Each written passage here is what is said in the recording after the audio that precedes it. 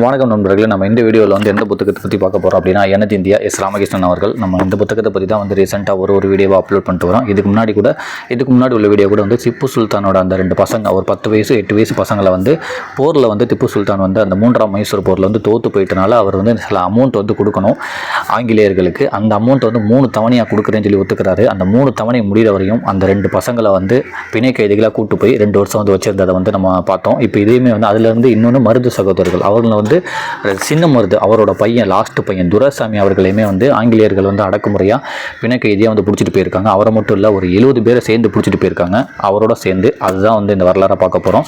இதில் என்ன ஒரு முக்கியமான விஷயம்னா வந்து இந்த புத்தகத்தில் என்னென்னா வந்து முழுக்க இந்தியாவோட வரலாறு எல்லாமே இருக்கும். நம்ம ஸ்கூல் பாட புத்தகத்தில் வந்து என்ன படிச்சிருப்போம்னா வந்து சின்ன வரலாறாக படிச்சிருப்போம். இல்லைன்னா சில இது மறைக்கப்பட்டிருக்கும், சில இது திணிக்கப்பட்டிருக்கும், சில இது வந்து சுத்தமாகவே இருக்காது. பட் ஆனால் இதில் வந்து முழுக்க எஸ் ராமகிருஷ்ணன் அவர்கள் இந்த புத்தகத்துக்காக நிறைய இடத்துக்கு பயணம் பண்ணி நிறைய புத்தகங்கள் படித்து நிறைய மனிதர்களை செஞ்சு நிறைய அந்த ஹிஸ்டாரிக்கல் பிளேசஸில் போய் அவ்வளோ பதிவு பண்ணியிருக்காங்க இந்த புத்தகத்தில். இது வந்து ஐஏஎஸ் படிக்கிறாங்கல்ல, அவங்களோட பயிற்சி பிள்ளையில் வந்து இது வந்து பாட புத்தகமாக இருக்குது. அந்த அளவுக்கு இது வந்து வேல்யூவான புத்தகம். இது ஒரு 650 பேஜ். இதே மாதிரி வந்து மறைக்கப்பட்ட இந்தியான்னு சொல்லிட்டு ஒரு 250 பேஜில் வந்து எஸ் ராமகிருஷ்ணன் ஒரு புத்தகம் இருக்குது. அதுவுமே இந்த மாதிரி நிறைய வரலாறுகள் சார்ந்ததாக இருக்கும். இதுவுமே வந்து அந்த மாதிரி தான் எனது இந்தியா எஸ் ராமகிருஷ்ணன் அவர்கள். நம்ம முன்னாடியே சொன்ன மாதிரி வந்து இதுக்கு முன்னாடி வந்து திப்பு சுல்தான் வீடியோ அவர்களை பார்த்தோம். திப்பு சுல்தானே வந்து என்ன சொல்லியிருப்பார் அப்படின்னா வந்து போரில் வந்து உங்களுக்கு ஏதாவது பிரச்சனை வந்துச்சுன்னா அது வந்து போரோட முடிச்சிருங்க. போரில் உள்ள பிரச்சனை வந்து மறுபடியும் போய் நாட்டுக்கு போய் மறுபடியும் காட்டாதீங்க. போரில் யாரெல்லாம் அழிக்கணுமோ போரோட வந்து முடிச்சுக்கோங்க. அது மாதிரி வந்து ஒரு போர் நடந்துச்சுன்னா அதுக்கப்புறம் வந்து யாரெல்லாம் நம்ம வந்து சிறை பிடிச்சிட்டு வரோமோ அங்கே வந்து குழந்தைங்களுக்கும் பெண்களுக்கும் பாதுகாப்பு கொடுங்க. முதியவர்களை வந்து எதுவும் பண்ணாதீங்க. அது மாதிரி யாரெல்லாம் வந்து நீங்கள் வந்து அடிமைகளாக பிடிச்சிட்டு வரீங்களோ அவங்களோட மத நம்பிக்கைகளை வந்து நீங்கள் வந்து எதையுமே குறை சொல்லக்கூடாது. அவங்க மத நம்பிக்கையை வந்து அவங்க ஃபாலோ பண்ணணும். அந்த மாதிரி வந்து சின்ன பிள்ளைங்களை வந்து நீங்கள் கொல்லக்கூடாது, பெண்களை வந்து துன்புறுத்தக்கூடாதுன்னு சொல்லிட்டு ஏகப்பட்ட கட்டளையை வந்து எழுத்து வடிவமாகவே திப்பு சுல்தான் வந்து கொடுத்துருக்காராம். அவர்லாம் ஆட்சி செய்யும் போது அவர் வந்து போருக்கு போகும்போது. ஆனால் அப்படிப்பட்ட ஒரு மனுஷனோட 2 குழந்தைங்களே வந்து பிணை கைதியை வந்து ஆங்கிலேயர் எடுத்துகிட்டு போனாங்க. ஸோ அவர் அந்த மாதிரி ஒரு கரெக்டான ஒரு போர் முறையை ஃபாலோ பண்ணுற அவருக்கே வந்து அவரோட பிள்ளைங்களுக்கே இந்த மாதிரி ஆங்கிலேயர் ஆட்சி முறையில் நடந்திருக்கு. அப்போ அதே மாதிரி தான் மருது சகோதரர்கள், சின்ன மருது பெரிய மருது. அதில் வந்து சின்ன மருதோட லாஸ்ட் பையன் துரைசாமி அவரை வந்து கிட்டத்தட்ட ஒரு 15 வயசில் பிடிச்சிட்டு போய் 20-25 வருஷம் கழிச்சு மறுபடியும் வந்து சென்னைக்கே வராராம். அந்த மாதிரி ஒரு நாட்டுக்கு வந்து பிடிச்சிட்டு போயிட்டாங்களாம். ஸோ அது வந்து எப்படி நடந்துச்சு, அதோட வரலாறு என்ன, எவ்வளோ கஷ்டப்பட்டாங்க அப்படின்றத வந்து ஒரு ஆங்கிலேயர் வந்து அந்த 1800 காலகட்டத்தில் வந்து பதிவு பண்ணியிருக்காங்க. அதுதான் வந்து நம்ம இந்த ஒரு வீடியோவில் பார்க்க போகிறோம். இதை படிக்கிறப்ப வந்து என்ன ஒரு முக்கியமான சொல்கிறாங்கன்னா, நீங்கள் நினைக்கிற மாதிரி சுதந்திரம் அப்படின்றது வந்து ரொம்ப சின்ன விஷயம் இல்லை, அது ஒரு பெரிய விஷயம். நீங்கள் நினைக்கிற மாதிரி ஒரு 10 பேரால் மட்டும் அது கிடைக்கல. அதுக்கு பின்னாடி ஏகப்பட்ட லட்சக்கணக்கான பேர் வந்து இந்த மாதிரி வந்து பிணை கைதியில் பிடிச்சிட்டு போகிறாங்க. எவ்வளோ பேர் அழிஞ்சிருக்காங்க, சின்ன பிள்ளையிலே கொடுமைப்படுத்தப்பட்டிருக்காங்க. ஸோ இதெல்லாம் நீங்கள் வந்து வரலாறுகளை படிக்கும் போது தான் சுதந்திரம் வந்து எவ்வளோ முக்கியமானது, எவ்வளோ வேல்யூவானது அப்படின்றது உங்களுக்கு புரியுன்றதையுமே இங்கே சொல்கிறாங்க. ஸ்டார்டிங்கே வந்து என்ன வந்து மருது சகோதரர்கள் பற்றி சொல்கிறாங்க. ஸோ பெரிய மருதை பற்றி என்ன சொல்கிறாங்க அப்படின்னா, அந்த பெரிய மருது வந்து பொதுமக்கள் வந்து அவரை வந்து வெள்ளை மருது அப்படின்னு தான் கூப்பிடுவாங்களாம். அவர் வந்து ஒரு பெரிய வேட்டைக்காரரான். வாழ்வு முழுசாக வந்து சுற்றிக்கிட்டே தான் இருந்தாராம். ஒப்பற்ற உடல் வலிமையை வந்து கொண்டு வரான். நாணயத்தை வந்து விரல்களாலே வந்து அப்படியே மடக்கிடுவாராம். அந்தளவுக்கு வந்து வலிமை இருந்துச்சா. புலி வேட்டையில் வந்து அவர் தான் வந்து ஃபஸ்ட்டாக 2 புலியை வந்து வேட்டையாடுவாராம். ரொம்ப திறமைசாலியாக. அவரோட தம்பி சின்ன மருது வந்து அவருமே பலசாலி, அவரும் ரொம்ப திறமைசாலி. அவர் தலையழிச்சா அவர் வந்து ரொம்ப தலை அசைச்சாவே வந்து மக்கள் வந்து சட்டமாக வந்து அதை ஃபாலோ பண்ணுவாங்க. அவர் சொன்னால் வந்து மக்கள் அவ்வளோ நம்பிக்கையாக வந்து கேட்பாங்களாம். அது மாதிரி வந்து அவரோட அரண்மனைக்கு வந்து எந்த காவலாளியுமே இருக்க மாட்டாங்களா, அவங்க தான் வந்து தனியாக இருப்பாங்களா. யாராக வந்தாலும் எதிர்த்து நிற்பாங்களா. அந்தளவுக்கு வந்து சின்ன மருதும் பெரிய மருதும் ரொம்ப வீரமானவங்க அப்படின்னு சொல்லிட்டு மருது சகோதரர்கள் குறித்து கர்னல் வெல்ஸ் எழுதிய இராணுவ நினைவு குறிப்புகள் என்ற நூலில் விரிவாக எழுதியிருக்கிறார் அப்படின்னு சொல்லி அந்த கர்னல் வெல்ஸ் அப்படின்றவர் வந்து இராணுவ நினைவு குறிப்புகள்னு சொல்லி ஒரு நூலில் வந்து முழுக்க அவரை பற்றி எழுதியிருக்காராம். அப்புறம் மறுபடியும் அதை சொல்கிறாங்க, அன்போடும் பண்போடும் பேசி பழகக்கூடியவர், மருதுகளிடம் இருந்துதான் வேல் வீசவும் களரி சுற்றவும் நான் கற்றுக்கொண்டேன்னு சொல்லிட்டு இவர் அந்த கர்னல் வெல்ஸ் வந்து அந்த வேல் வீசுறதுக்கும் களரி சுற்றுறதுக்கும் வந்து சின்ன மருது பெரிய மருது அவர்கிட்ட தான் வந்து கற்றுக் கொடுத்தாராம். பட் இப்படி ஒரு வலிமையானவங்களை வந்து போர் முடிவில் வந்து ஒரு மிருகமாய் அவரை கொடுமைப்படுத்தி காலை உடச்சி காலில் வந்து காயப்பட்டு அவரை வந்து நார்மலாக ஒரு மனுஷமாய் மருது சகோதரர்களை வந்து தூக்கு போட்டு தான் வந்து இந்த மாதிரி பண்ணாங்க அப்படின்றாங்க. இன்னொன்று வந்து அவங்கள தூக்கு போடும் போது அந்த சொருகின கத்தியிலே வந்து ஏதோ ஒன்று சொன்னாங்களா, அந்த கத்தியில் வந்து சத்தியம் பண்ணி கேட்டாராம், இப்போ என்ன நீங்கள் தூக்கு போடுறீங்க ஓகே, ஆனால் என்னோட பின்னாடி வாரிசுகளையும் என்னோட சொத்துக்களையும் வந்து நீங்கள் ஏழைகளுக்கு கொடுக்கணும், என்னோட வாரிசுகளுக்கு வந்து உரிய மரியாதை கொடுக்கணும், அவங்களை எதுவும் நீங்கள் பண்ணக்கூடாது அப்படின்னு சொல்லி சொன்னாங்களாம். ஆங்கிலேயர்களுமே வந்து அதுக்கு ஒத்துக்கிட்டாங்களாம். சரி நீ சொன்ன மாதிரியே பண்ணுறோன்னு. ஆனால் அப்படி பண்ணவே இல்லையா. நார்மலாக இவங்க 2 பேரும் எப்போவும் நார்மலான மனுஷன் மையம் அவங்களை தூக்கு போட்டுட்டு மொத்தம் அவங்க மையம் அந்த சின்ன மருதோட லாஸ்ட் பையன் துரைசாமி அவரையும் சேர்த்து 72 பேரை வந்து நாடு கடத்திட்டாங்களாம். கிட்டத்தட்ட இப்போ என்ன ஆனாங்கன்னு அப்படி தெரியலையா. அந்த துரைசாமியை பற்றி மட்டும் ஒரு வரலாறு வந்து சில புத்தகத்தில் இருக்கான். மீதி உள்ளவங்களும் என்ன ஆனாங்க, அவங்களோட சந்ததிகள் என்ன எப்படி போச்சுன்னு தெரியல அப்படின்றத வந்து ஒன்று ஒன்றா பதிவு பண்ணுறாங்க.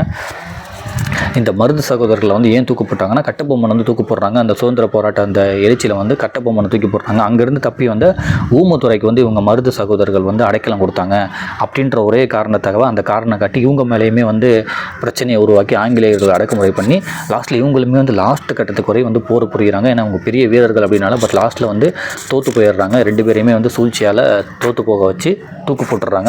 அவங்க 2 பேரும் வந்து தூக்கு போட்டப்போ வந்து அந்த சத்தியம் பண்ணியிருக்காங்க. அந்த சத்தியம் என்னென்னா வந்து என்னோட வாரிசுகளையும் என்னோட சொத்துக்களையும் வந்து நீங்கள் வந்து ஏழைகளுக்கு கொடுத்தோன்னா என் வாரிசுகளை வந்து நீங்கள் குடும்பப்படுத்த முடியாதுன்னு. பட் அந்த சத்தியத்தையுமே சரின்னு சொல்லிட்டு அதுக்கு ஆப்போசிட்டாக வந்து எதுவுமே அதுக்கு ஆப்போசிட்டாக தான் வந்து ஆங்கிலேயர்கள் பண்ணியிருக்காங்க. ஏன்னா அவங்க துரைசாமி அதோடு சேர்ந்து ஒரு 70 பேர் வந்து நாடே கடத்திட்டாங்களாம்.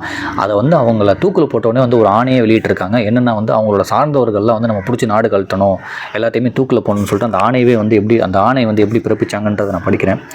2 அல்லது 3 பேர்களாக இராணுவ மன்றத்தின் முன் கொண்டு வரப்பட்டு உடனே தூக்கிலிடப்பட்டனர். மருது சகோதரர்களை தூக்கிலிடப்பட்டதோடு திருப்தி அடையாத ஆங்கில அரசு ஒரு அறிவிப்பை வெளியிட்டது. அதன்படி துரைசாமி உட்பட 11 பேரை பிடித்து கொடுத்தால் 1000 கூலி சக்கரங்கள் பரிசாக வழங்கப்படும் என்று கர்னல் அக்னியூ 1801 அக்டோபர் 1 சிவகங்கையில் ஒரு பொது அறிவிப்பை வெளியிட்டார்.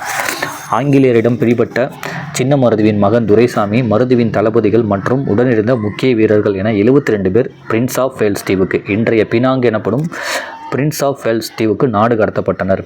நாடு கடத்தப்பட்டவர்களை பற்றி விரிவாக ஆராய்ந்து எழுதியுள்ள வரலாற்று ஆய்வாளர் திவான் இந்திய விடுதலை போரில் தமிழக முஸ்லீம்கள் என்ற நூலில் புதிய தகவல்களை சுட்டி காட்டுகிறான்னு சொல்லிட்டு தூக்கிலிட்டு மருது சகோதரர்களை வந்து தூக்கில் போட்டுட்டாங்க ஆங்கிலேயர்கள். பட் அதுக்கப்புறம் வந்து ஒரு பெரிய ஆணையை வந்து ரிலீஸ் பண்ணிட்டாங்க. நீங்கள் வந்து அந்த சின்ன மருதோட லாஸ்ட் பையன் துரைசாமி அவங்கள சுற்ற எல்லாத்தையுமே வந்து யாரெல்லாம் பிடிச்சி குடிக்கணும் அவங்களுக்கு வந்து 100 கூலி சக்கரங்கள் 1000 கூலி சக்கரங்கள் வந்து பரிசா தரேன் அப்படின்னு சொல்லிட்டாங்க. அவங்கெல்லாம் பிடிச்சி நாடு கடத்துறாங்க. அந்த நாடு கடத்தினவனே வந்து என்னென்னலாம் வந்து கஷ்டப்பட்டாங்க அப்படின்றத வந்து வரலாற்று ஆய்வாளர் திவான் வந்து இந்திய விடுதலை போரில் தமிழக முஸ்லீம்கள் அப்படின்ற ஒரு நூலில் வந்து எழுதியிருக்காரு. எதுக்கு இந்த தமிழக முஸ்லீம்கள் வருதுன்னா, இந்த 71 பேரில் வந்து அந்த துரைசாமி அவரும் ஒருத்தர், அதில் முஸ்லீம் ஒருத்தர் இருந்திருக்காரு. அவர் பேர் வந்து ஷேக் ஹுசேன். அவர் தான் வந்து இந்த மருது சகோதரர்கள் வந்து படையில் வந்து தளபதியாக இருந்திருக்காரு. மருது சகோதரர் தூக்கிலிடப்பட்டவனே வந்து இவர் தப்பிச்சு போகலான்னு நினைச்சிருக்காரு. ஆனால் இவரையுமே பிடிச்சிட்டாங்க. ஸோ அதனால் வந்து இந்த ஷேக் ஹுசேனை பற்றி தான் வந்து அந்த நூலில் இருக்குது. அதில் வந்து துரைசாமியை பற்றி இருக்குது. அதோடு சேர்ந்து 70 பேரை பற்றி இருக்கான். அவங்களை எப்படி வந்து கொடுமைப்படுத்தினாங்க அப்படின்னா வந்து எல்லா கையிலையும் காலையிலையும் வந்து சங்கிலி போட்டுருவாங்களாம். எங்கேயுமே நவர முடியாதான். அது மாதிரி வந்து லைட்டாக நடந்தால் கூட, சாப்பாடுக்கு கொஞ்சம் கொஞ்சமாக நடந்தால் கூட கிளிங்னு சொல்லிட்டு அந்த சங்கிலி வந்து சவுண்டு கட்டிகிட்டே இருக்குமா. அதனால் அவங்கள வந்து கிளிங் அப்படின்னு சொல்லி ஏதோ ஒன்று கூப்பிட்டாங்க அப்படிம்பாங்க. கிளிங் அப்படின்னு சொல்லி தான் கூப்பிடுவாங்களா அவங்கள. ஸோ கிளிங்கர்ஸு அப்படின்றது வந்து அதுக்கப்புறம் மாறிடுச்சு. ஏன்னா அதுக்கப்புறம் தமிழர்கள் அங்கே போனவொடனே வந்து அந்த கிளிங்குன்ற சவுண்டை வச்சு அவங்கள வந்து கிளிங்கர்ஸ் அப்படின்னு சொல்லி தமிழ்நாட்டிலேருந்து யார் போய் தமிழர்கள் வாழ்ந்தாங்களோ அவங்க கிளிங்கர்ஸ்ன்னு கூப்பிட ஆரம்பிச்சிட்டாங்க. ஆனால் இந்த கிளிங்கர்ஸ்ன்ற வேர்டு வந்து எப்படி வந்துச்சுன்னா வந்து இவங்களை இந்த 71 பேர் வந்து பிணை கைதிகளாக கொண்டு போனாங்களா அந்த பினாங்கு நாட்டுக்கு.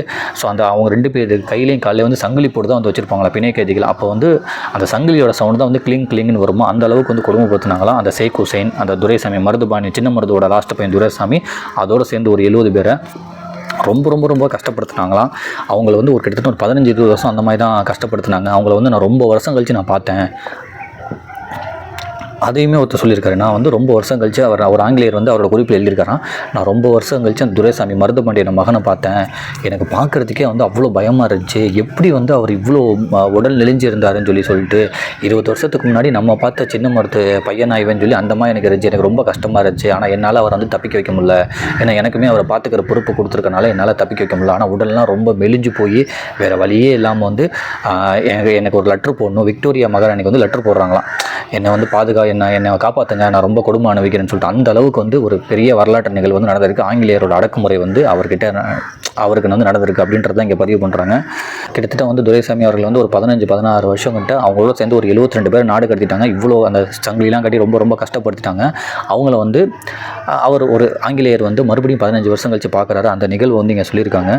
பினாங்கின் முதல் கவர்னராக இருந்த சர் பிரான்சிஸ் லைட்டின் மகளை தான் வேல்ஸ் திருமணம் செய்திருந்தார். அந்த வேல்ஸ் அப்படின்றவர் தான் வந்து இதுக்கு முன்னாடி இவங்களுக்கு துரைசாமியெல்லாம் தெரியும், மருது சகோதரர்லாம் தெரிஞ்ச ஒருத்தர். வேல்ஸ் திருமணம் செய்திருந்தார். கட்டபொம்மனை அளித்த மேஜர் பேனர்மேன் பினாங்கி பினாங்கில் அதிகாரியாக இருந்தார். அவர் ஒரு கிறிஸ்துவ சபையை கூட்டிக் கொண்டிருந்தார். அந்த பினாங்கு தான் வந்து இவங்களை வந்து பிணை கைதியாக கொண்டு போன இடம். அந்த கட்டட பணிக்கு கைதிகள் அழைத்து வரப்பட்டார்கள். ஸோ கைதிகள் இவங்க எல்லாமே பிணை கைதிகள்லாம் அழைத்து வரப்படுறாங்க கிட்டத்தட்ட வந்து ஒரு 15 வருஷம் கழிச்சு. அப்படி அழைத்து வரப்பட்டவர்களில் ஒருவராக உடல் மெலிந்து ஒடுங்கிய நிலையில் இருந்தார் துரைசாமி. அந்த திருச்சபையை பார்வையிட வந்த வெல்ஸை சந்தித்த துரைசாமி தன்னை அறிமுகம் செய்து கொள்கிறார். வெல்ஸால் தன் முன்னே நிற்கும் மனிதனை நம்பவே முடியவில்லை. தனது நண்பன் சின்ன மருதுவின் மகன் துரைசாமியா இந்த நிலையில் இருக்கிறார் என நெகிழ்ந்து போய் அவரோடு அன்பாக பேசியிருக்கிறார். தனது குடும்பத்தினருக்கு ஒரு கடிதம் எழுதி தருவதாக சொன்ன துரைசாமி அதை வேல்ஸ் எப்படியாவது சிவகங்கைக்கு கொண்டு போய் சேர்க்க வேண்டும் என்று கேட்கிறார். தனது பதவி மற்றும் ஆங்கில அரசின் கண்டிப்பு காரணமாக தன்னால் அந்த கடிதத்தை ஏற்றுக்கொள்ள முடியவில்லை என்று சொல்கிறான்னு சொல்லிட்டு ஸோ ஒரு 15 வருஷம் கழித்து ஒரு திருச்சபை வந்து ஓப்பன் பண்ணுறாங்க. அதுக்கு வந்து இந்த வேல்ஸ் அப்படின்றவர் வந்து கூப்பிட்டுருக்காங்க. இவரும் சின்ன மருத்துவம் வந்து ரொம்ப நெருக்கமானவங்க. அந்த கல்லறிலாம் வந்து அவங்கள்ட்ட இருந்தால் கற்றுக்கிட்டாங்கன்னு சொல்லி சொல்லுவாங்கள்ல. அவர் மறுபடியும் வந்து துரைசாமி வந்து பார்க்குற துரைசாமி அறிமுகம் பண்ணார். நான் தான் வந்து சின்ன மருத்துவோட லாஸ்ட் பையனோட 15 வருஷம் கழித்து பார்க்குறதுக்கே ரொம்ப கஷ்டமாக இருந்துச்சு. ஏன்னா அந்த திருச்சபை ஓப்பன் பண்ணுறதுக்கு வந்து கைதிகள்லாம் கூட்டிகிட்டு வரணுமா. அப்போ வந்து சொல்கிறாராம், சிதம்பரத்தில் வந்து என்னோட பெற்றோர்களுக்கு வந்து இருந்தாங்கன்னா யாராச்சும் ஒருத்தவங்களுக்கு கடிதம் எழுதணும், நீங்கள் கொண்டு போய் கொடுக்குறீங்க கேட்டப்ப அவரால் கொடுக்க முடியல அப்படின்றதையுமே பதிவு பண்ணார். ஏன்னா ஆங்கில அரசோட அதிகாரம் எல்லாமே இருந்தாலும் என்னால் அதை செய்ய முடியாது, செஞ்சால் எனக்கு ஏதாச்சும் பிரச்சனை வந்ததுனால நான் செய்ய முடியல, ஆனாலும் எனக்கு ரொம்ப கஷ்டமாக இருந்துச்சு அவர் அந்த மாதிரி பார்க்குறதுக்கு அப்படின்றதுமே இங்கே பதிவு பண்ணுறாங்க. ஸோ இதெல்லாம் வச்சு பார்க்கும்போது என்னென்னா வந்து சுதந்திரம் அப்படின்றது வந்து நமக்கு ரொம்ப ஈஸியாக கிடைக்கல. அது ஒரு பெரும் 10 பேரால் மட்டும் கிடைக்கல, லட்சக்கணக்கான பேர் இந்த மாதிரி நிறையா கஷ்டப்பட்டு இருக்காங்க அப்படின்றாங்க. இன்னொன்று முக்கியமாக இந்த பகுதியில் என்ன சொல்கிறாங்கன்னா, உங்களுக்கு வந்து அட்லீஸ்ட் துரைசாமி வந்து இந்த மாதிரி ஒருத்தர் தெரியும், நான் கடிதம் எழுதவான்னு கேட்குறாரு, இல்லை அவர் திருப்பியும் வந்து தமிழ்நாட்டுக்கு சென்னைக்கு வந்துட்டு நான் இங்கே எனக்கு பாதுகாப்பு வேணும் அப்படின்னு சொல்லி கேட்குறாரு. 15-20 வருஷம் கழிச்சு மறுபடியும் வந்து நோய்வாய்ப்பட்டு வந்து பாதுகாப்பு வேணும்னு சொல்லி அங்கே விக்டோரியா மகாராணிக்கு வந்து ஒரு லெட்டர்லாம் எழுதுறாரு. அந்த லெட்டரை பார்க்குறப்பே தெரியுதான் எவ்வளோ கொடுமைப்படுத்தப்பட்டிருக்காரு அப்படின்னு சொல்லி. ஸோ இவர் ஒரு லெட்டர் அனுப்புகிறாரு. இந்த வேல்ஸ்ன்றவர் இவருக்கு முன்னாடியே தெரியும் அப்படின்னு சொல்லி கொஞ்சம் இவர் பேராச்சும் வருது. இதுக்கு பின்னாடி ஒரு 70 பேர் இருக்காங்க. அப்போ அந்த 70 பேரோட வாழ்க்கை என்ன ஆச்சு, அவங்க என்ன ஆனாங்க, அவங்களோட சந்ததியினர்லாம் யார் அப்படின்னு சொல்லி தேட போனால் அதோட டீட்டெயிலே கிடைக்கல அப்படின்றதுமே இங்கே வந்து பதிவு பண்ணாங்க. லாஸ்ட்டாக வந்து சுதந்திரம் வந்து நமக்கு ஈஸியாக கிடைக்கல அப்படின்றத வந்து ஒரு ரொம்ப சிம்பிளாக சொல்லி முடிக்கிறாங்க. அதையுமே நான் சொல்லி அதை நிறைவு பண்ணிடுறேன். 1891 மே 18ஆம் தேதி துரைசாமியின் மகன் மருது சேர்வைக்காரன். ஸோ இப்போ துரைசாமியோட மகன் அந்த பீரியட் சொல்கிறாங்க. 1800 காலகட்டத்தில் வந்து மதுரை ஆட்சியரிடம் வந்து ஓய்வூதியம் கேட்டிருக்காரு. எங்கள் அப்பா வந்து இந்த மாதிரி எங்கள் அப்பா வந்து துரைசாமி சின்ன மருதுவோட பையன், அவரோட பையன் தான் நான். ஸோ அதனால் வந்து எனக்கு வந்து ஏதோ பணம் உதவி கேட்டிருக்காரு. அப்போ வந்து தன்னோட அப்பா துரைசாமி பட்ட கஷ்டத்தை வந்து அந்த லெட்டர் எழுதியிருந்தாராம். அதோடு சேர்த்து நான் படித்த இந்த பகுதியை முடிக்கிறேன். 1891 மே 18ஆம் தேதி துரைசாமியின் மகன் மருது சேர்வைக்காரன் என்பவர் மதுரை ஆட்சியாளரிடம் ஓய்வூதியம் கேட்டு அளித்த மனுவில் துரைசாமியின் இறுதி நாட்களை பற்றி குறிப்பிடுகிறார். துரைசாமி பினாங்கிலிருந்து சென்னைக்கு கொண்டு வரப்பட்ட பிறகு ஆங்கிலேய அரசிடம் தனக்கான பாதுகாப்பு கோரி மதுரையில் தங்கியிருக்க அனுமதி கேட்டிருக்கிறார். ஆனால் திடீரென துரைசாமி நோய்வாய்ப்பட்டு சிவகங்கைக்கு கொண்டு செல்லப்பட்டு அங்கே காலமானார் என்று அவரது மகன் குறிப்பிடுகிறார். துரைசாமியின் வாழ்க்கையை பற்றி தகவல்கள் இன்னமும் முழுமையாக கிடைக்கவில்லை. அவரது வாழ்வின் சில தருணங்களே நம் முன்னே வெளிச்சமிடப்பட்டிருக்கின்றன. ஒரு கைதியாக அவர் என்ன விதமான இன்னல்களை அனுபவித்திருப்பார், ஏன் அதை மௌனமாக ஏற்றுக்கொண்டார்? 15 வயதில் சிறைக்கு போய் வயதாகி நோயுற்று வெளியே வந்து எந்த உரிமையும் இன்றி இறந்து போன துரைசாமியின் வாழ்க்கை சொல்லில் அடங்காத துயரம் கொண்டதாகவே இருக்கிறது. அந்த நினைவுகள் வெறும் வரலாற்று தகவல்கள் அல்ல, ஆங்கிலேய அதிகாரம் எவ்வளவு ஒடுக்குமுறையானது என்பதின் அத்தாட்சி அது. வரலாற்றின் இருண்ட பக்கங்களில் புதையுண்டு போன குரல்களை தேடி கண்டறிவதே உண்மையான வரலாற்று ஆய்வாளரின் வேலை. துரைசாமி விஷயத்தில் அந்த பணி இன்னமும் பாக்கி இருக்கிறது என்றே தோன்றுகிறதுன்னு சொல்லிட்டு இன்னுமே வந்து துரைசாமி அவர்களோட முழுமையான வரலாறு வந்து தெரியவே இல்லை அப்படின்றாங்க. துரைசாமிக்கு கிடைத்த சிறிது வெளிச்சம் கூட அவரோடு சிறைப்பட்ட மற்ற 71 பேருக்கு கிடைக்கவே இல்லை. அவர்கள் என்ன ஆனார்கள், எப்படி வாழ்ந்தார்கள், அவர்களின் வாரிசுகள் எங்கே இருக்கிறார்கள்? விடையில்லாத கேள்விகள் கொப்பளிக்கின்றன. சுதந்திர போராட்டம் என்பது இப்படி வெளியே தெரியாமல் போன எண்ணிக்கையற்ற மனிதர்களின் உயிர் தியாகத்தால் உருவானது என்பதை அறியும் போதுதான் சுதந்திரத்தின் உண்மையான மதிப்பை முழுமையாக உணர முடியும். சுதந்திர போராட்டம் என்பது இப்படி வெளியே தெரியாமல் போன எண்ணிக்கையற்ற மனிதர்களின் உயிர் தியாகத்தால் உருவானது என்பதை அறியும் போதுதான் சுதந்திரத்தின் உண்மையான மதிப்பை முழுமையாக உணர முடியும் அப்படின்னு சொல்லிட்டு நம்ம வந்து வரலாறு நிறைய தெரிஞ்சுக்கணும். அப்போ தான் வந்து இந்த அந்த சுதந்திரம் நம்ம கிடைச்சதுக்கான மதிப்பு வந்து நம்மளால் உணர முடியும். நம்ம பாட்டுக்கு 2-3 பேரால் கிடைச்சிச்சுன்னு நினைக்கிறோம். இதுக்கு பின்னாடி இவ்வளோ பேர்த்தோட கஷ்டம் அதில் இருக்குது. அதோட வேல்யூ நம்ம தெரிஞ்சுக்கணும், வரலாறு தேடி படிக்கணும், நிறைய பேருக்கு சொல்லிக் கொடுக்கணும், நிறைய இது மாதிரி தேடி வாசிக்கணும் அப்படின்றாங்க. இன்னொன்று அந்த துரைசாமி அவர்களை பற்றி எந்த ஒரு ரெக்கார்டுமே இல்லை, என்ன ஆனார், எப்படி கஷ்டப்பட்டான்னு சொல்லி முழுமையான வரலாறு இல்லை. அதுக்கப்புறம் அவரோட பிணை கைதிகளாக பிடிச்சிட்டு போனோம் 70 பேரோட வரலாறு என்ன ஆச்சுன்னே தெரில.